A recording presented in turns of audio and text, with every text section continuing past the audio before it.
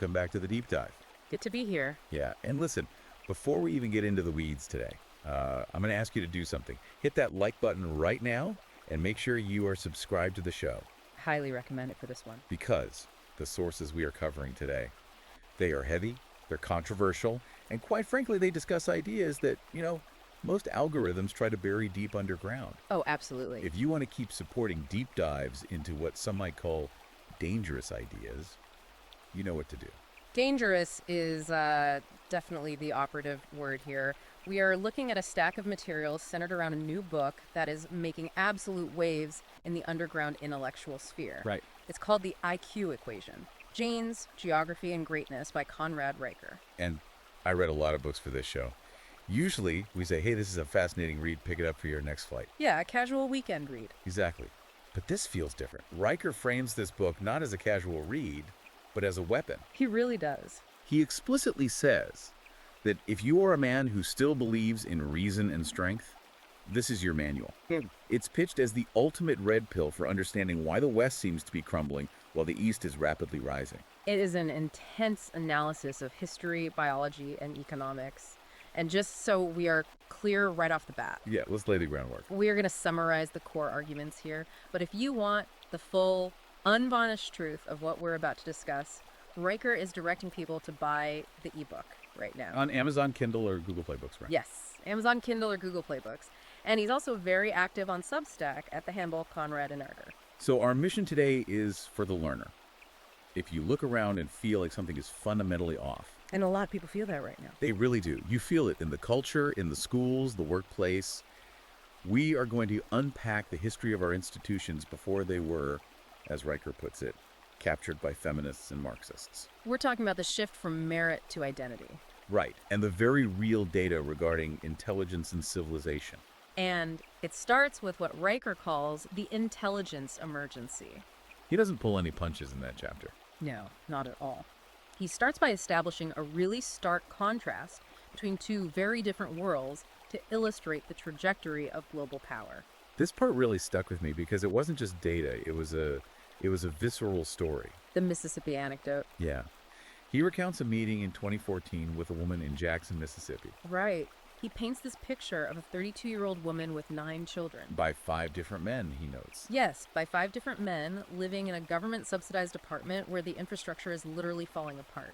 I mean, he mentions the refrigerator only works if you kick it. Just a picture of chaotic dysfunction. And total dependency on the state. And then he cuts immediately to a classroom in China. Exactly. He contrasts that image of Jackson with a scene of students the exact same age in China.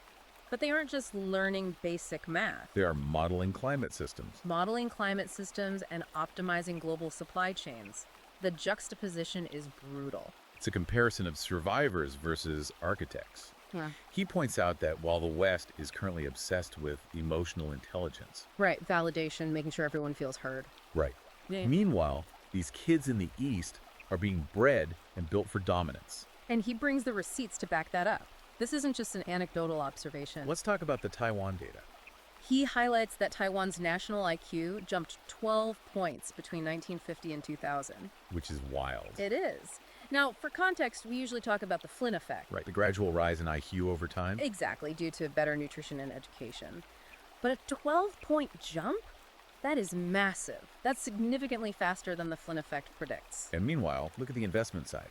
South Korea is spending 5.4% of its GDP on research and development. And how does the U.S. compare? The U.S. is trailing at 3.5%. Riker's argument here is that intelligence isn't an accident. It is bred, it's built, and it's budgeted for. He calls it arithmetic. Yes. His point is that American parents are worried about whether their kid feels validated in their identity, whereas Korean parents are focused on whether their kid can build a fusion reactor.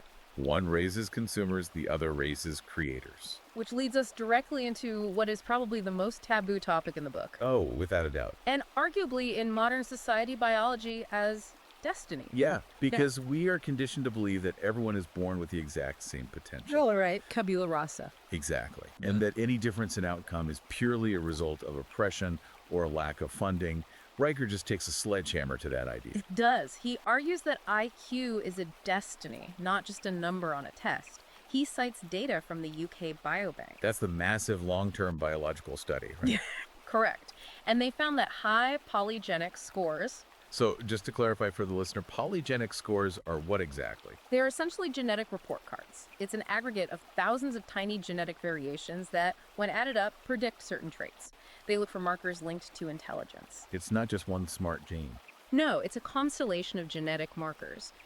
And they found these high scores correlated with a 40% lower likelihood of unemployment 40%. and half the likelihood of relying on welfare. So Riker's point is that this biological reality drives economic outcomes. Yes. But his deeper concern is what he calls the dysgenic spiral. This is the idea that we are currently incentivizing the wrong things biologically. Yes. Dysgenic is the opposite of eugenic. Instead of the population getting healthier and smarter, he argues it's getting sicker and less capable. He compares Singapore to the US here, which is fascinating. Singapore has a policy that essentially pays educated citizens to breed. Literally pays them. They offer massive financial bonuses, housing priority, and support specifically for college graduates to have children. Which sounds incredibly elitist to Western ears. It is elitist, that's their entire point.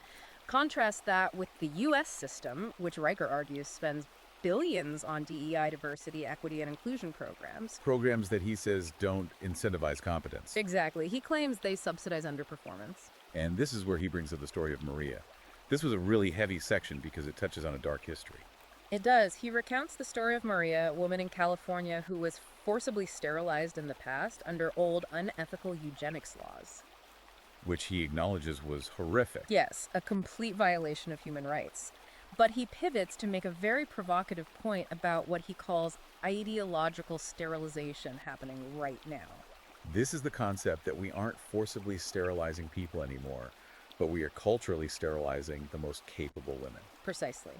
He argues that the current cultural narrative convinces the smartest, most ambitious women to pursue careers over children until it's biologically too late.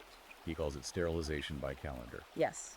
The system rewards delay and glorifies careerism, leading to a situation where the most cognitively gifted population reproduces the least. He says denying this biological reality is like denying gravity. You can ignore it because it hurts your feelings, but you will still hit the ground. And hitting the ground seems inevitable if we don't look at how these biological realities shape culture, which actually transitions us into the matriarchy myth. Right. Riker goes hard on the idea that societies run on feminine values like consensus and harmony are actually destined to stagnate. He uses the anthropological example of the Kungsan people of the Botswana. I remember reading about them in sociology classes. They are often cited as this peaceful, egalitarian, matriarchal ideal. They value harmony above all else. No one is allowed to be better than anyone else because it causes friction. Which sounds lovely on paper. Until you look at their technological timeline. Right. Riker points out they have been technologically stagnant for thousands of years. They haven't invented the wheel, the written language, or antibiotics. His thesis is that innovation requires conflict. It requires someone to say, I am right, you are wrong, and I'm going to do it my way. So, high-risk, disagreeable behavior, which is biologically linked to testosterone and men, is the actual engine of progress. That is the core argument. He contrasts the Kungsan with patriarchal societies that built the pyramids, mapped the oceans, and went to the moon. And he doesn't just look at ancient tribes either. He looks at modern corporations. The Scandinavia data. Yeah, to see what happens when you enforce this harmony legally. Let's talk about Sweden and Norway. Well, in Sweden, he notes that the push for gender quotas in leadership coincided with higher male suicide rates. The highest in Scandinavia, actually. The argument being that men need purpose and competition. And when you remove the ability to compete fairly, despair sets in. And in Norway, after they mandated a 40% female quota for corporate boards, studies showed a significant drop in return on assets. And a decline in innovation output. Why? What is the mechanism there, according to Riker? He argues it's because the board started prioritizing harmony, risk aversion, and consensus over the ruthless, disagreeable competition required for capitalism. He calls this the feminine deception. The belief that you can have high performance without high stress and conflict. He illustrates this with the story about the Pfizer scientist. That was telling. A perfect microcosm of the argument. A senior female scientist, top of her field, returned from maternity leave and requested a pay cut to work part-time for work-life balance. And HR celebrated it. They saw it as a win for modern employment practices. But the result?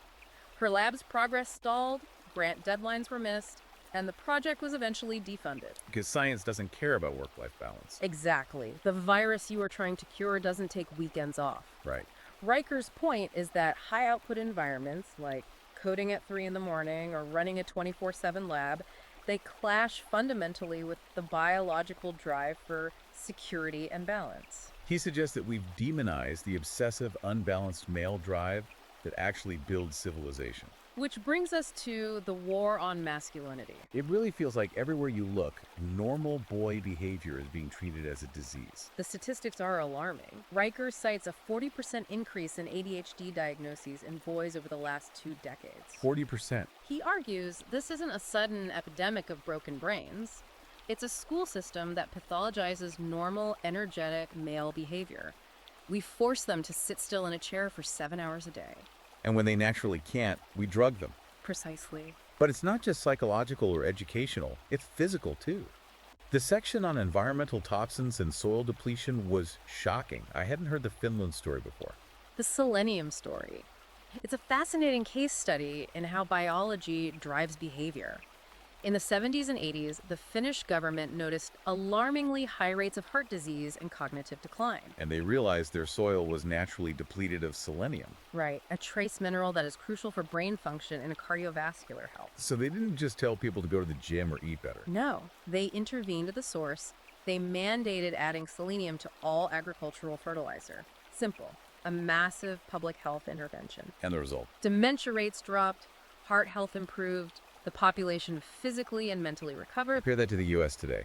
Riker argues the U.S. soil is nutrient depleted due to industrial overfarming, and the food system is filling kids with processed garbage, We are chemically and nutritionally starving brains. denying them the raw materials needed to build intelligence. He also mentions lead poisoning in Nigeria versus the U.S. He contrasts a tragic lead poisoning event in Nigeria with the fact that millions of U.S. homes still have lead paint. Lead is a neurotoxin that lowers IQ and increases aggression and impulsivity. The takeaway being that we aren't just raising dumb kids. We are failing to provide the biological inputs that smart brains need. Clean environments, solid nutrition, all while telling men their natural aggression is toxic when it might actually be a symptom of biological poisoning. So we're drugging them, starving their brains, and then we send them to institutions that have been completely captured by ideology. This is the capture of institutions section. Riker details what he calls the cognitive war. The shift from universities being places of debate to places of indoctrination. I couldn't believe the examples about math. I had to double check this, but it's real. It sounds like satire. He cites California's AB 101 bill and the University of Wisconsin-Madison dropping calculus requirements for biology majors. The justification. The justification from student activists was that math is a tool of white supremacy and oppression. 2 + 2 = 4 is oppression now. In this worldview, yes, because math is objective. It has a right and a wrong answer. And Riker argues that the current ideology despises objective truth because truth creates hierarchy. Exactly. If there is a right answer, someone is wrong, and being wrong isn't inclusive. He also tells the story of Evergreen State College, the day of absence. Right. Traditionally, minority students would voluntarily leave campus to show their contribution. But this time, they demanded white staff and students leave campus. And a biology professor refused. He did, and he was surrounded by students, shouted down, and threatened. It was a complete breakdown of order. Riker uses this to illustrate the shift from debate and evidence to emotional safety. And that leads directly to the safe space culture. He mentions Oberlin College and the rise of microaggression reporting. But the most damning stat might be from Harvard. In 2020, Harvard granted more degrees in ethnic studies than in physics, chemistry, and biology combined. Wow. So the premier university in the world is churning out activists, not scientists. And that has massive consequences for who rules the future. If your elite class is trained in grievance studies while your rival's elite class is trained in quantum mechanics, who wins the next century? Which brings us to work culture. This is where the rubber meets the road globally. We're over here passing laws about the right to disconnect. Basically making it illegal for your boss to email you after 5 p.m. in the EU. Right. While in China, they have the 996 culture. 9 a.m. to 9 p.m., 6 days a week. Riker shares a personal anecdote about visiting the DeepSeek lab at Baidu. He described it so vividly. No bean bags, no ping pong tables, no espresso bars. Just bloodshot eyes and obsession. He said that engineers look like they were at war, and in a sense they are. They are at war for dominance in AI and technology. Riker argues that the future belongs to those who obsess and grind, not those who prioritize wellness. He calls it the Google effect, too, regarding how we use technology. The cognitive atrophy. We rely on GPS and search engines so much that we are losing our internal memory and logic. We are outsourcing our brains to the cloud. Meanwhile, the competitors in the East are memorizing, building, and internalizing knowledge. They're enhancing their biological hard drive while we are deleting ours. So let's look at the board. We've got a biological crisis, an educational crisis, and a cultural crisis. It looks pretty bleak. Riker's conclusion is what he calls the red pill revolution. And he's very clear this isn't about hating women or wanting to go back to the Stone Age. It's about acknowledging that men and women are fundamentally different. He argues that only men can lead and build civilizations through risk and strength because that is their biological imperative. He says men have stopped believing in their own strength. Yes. He says the world is collapsing from within because men have been told to apologize for their nature. The red pill is accepting that reality, that hierarchy, merit, and strength are necessary for survival. Man, that is a lot to digest. Now, we really only scratched the surface here. We did. There is so much more data in the book. It goes into way more detail on the genetic markers, specific government policies, and historical collapses. If you want the full weapon, as Riker calls it, if you want to arm yourself with this data and see the graphs for yourself, you need to buy the IQ equation. It's available right now on Amazon Kindle and Google Play Books. Highly recommend checking it out on Amazon Kindle or Google Play Books. And if you want to keep up with Riker's ongoing work, he is building a community. You can follow him on Substack at Conrad and Riker, all one word. He's on Twitter and YouTube as well. He frames it as joining a counteroffensive against the decline. So make sure you check that out. And again, if you value this kind of deep dive where we don't shy away from the hard topics, please like and subscribe to the show. It helps us keep the lights on and the truth flowing. And you have to ask yourself. I was just going to say, I'll leave you with the final thought Riker poses in the book. It's a challenge, really. Yeah. He says, the world is collapsing because men surrendered. Right. So the question is, are you going to be a victim of the decline? Or are you going to be one of the men who rebuilds? Something to think about. Thanks for listening, and we'll see you on the next Deep Dive.